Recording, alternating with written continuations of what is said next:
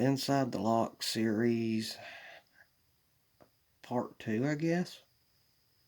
Spool pins are in chamber 4 and chamber 2.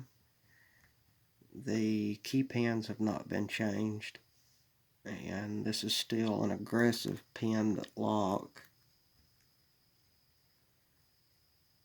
because I was using it as a challenge lock before, but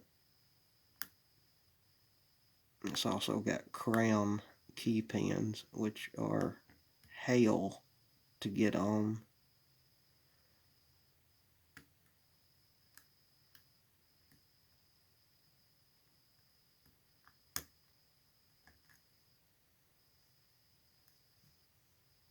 Or to get underneath.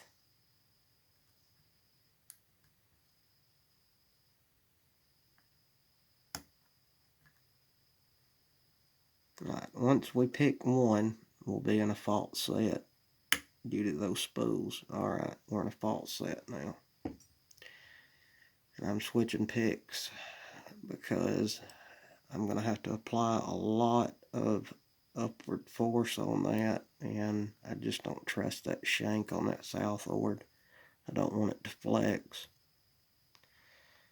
Alright, let's see which spool pin wants to be picked first.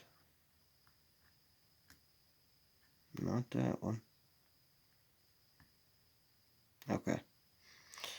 So, when you're looking for spools and you're trying to figure out which one needs picked first, the one that you press up on the key pin with your pick that needs to be picked is going to give you force feedback on your finger, on your tension wrench. And that's what this one's doing right now.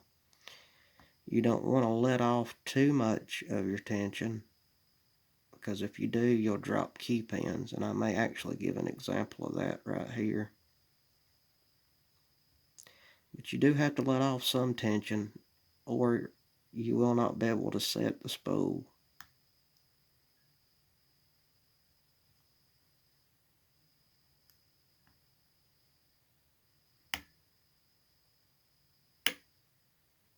Okay, it's set. I believe it is. Yep.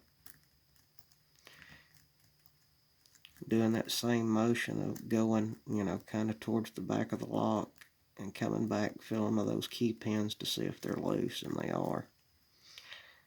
So now 4 is binding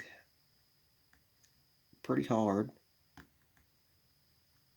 and I want to make sure, and you should as well, that you are absolutely right on that key pin, because if you was to touch the drivers or the key pin that's under 5 or 3, then you're going to drop some.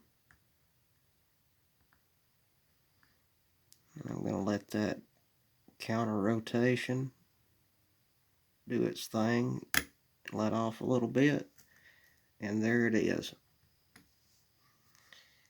So the next video that I do, I am going to actually rekey this, which means change out the key pins and put everything in here spools except one standard, and then move the camera around so you can watch the core and see what the counter rotation, how it acts, while trying to get an angle so that you can still see the driver pins.